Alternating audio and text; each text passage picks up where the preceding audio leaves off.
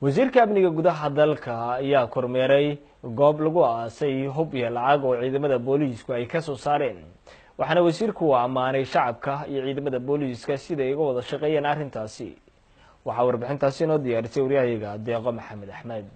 howlgalkan ciidanka booliiska Soomaaliyeed ee ka sameeyeen masjid ku yaala degmada Hodan ee magaalada Muqdisho oo ay ku soo qabqabteen hub iskugu jira gantaalada lidka iyo kuwa garabka laga rido iyo kuwa kale ciidamada ayaa gabi ahaanba baaritaan ka sameeyay gudaha masjidka wasiirka amniga xukuumadda Soomaaliya iyo taliyaha ciidanka booliiska Soomaaliya ayaa gaaray goobtaasi laga soo saaray hubka kala gedisan waxa ayna xuseen in baaritaanka ay sii wadayaan ciidanka booliiska Soomaaliya maadaama wali la xiriirinayo in ay meesha ku jiraan waxyaabo kale si loo badbaadiyo shacabka Cabdirasaaq Umar Maxamed wasiirka amniga gudaha xukuumadda Soomaaliya oo warbaahinta la hadlayay ayaa ciidanka booliiska ku amaanay sida ay gacanta ugu soo dhigeen hubkan waxa uuna shacabkii ku soo wargeliyay ciidanka booliiska Soomaaliya uga mahad celiyay sida ay ciidanka ula shaqeeyeen hubkan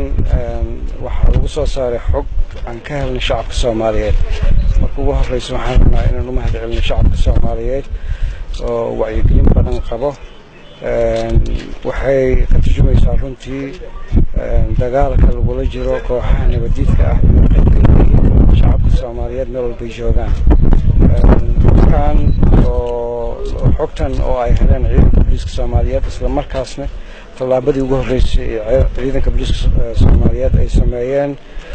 kuna xaqiijiyeen runtii inay hubkaas aad arkaysaan oo khatartiisa leh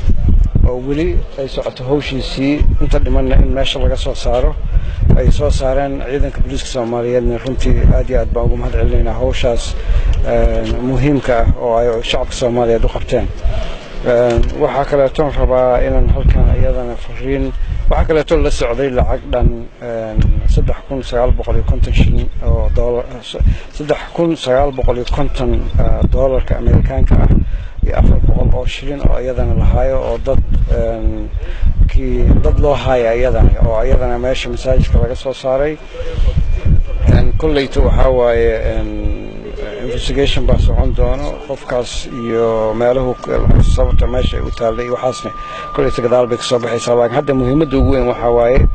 in meeshan qofkaas arkaysa khatarta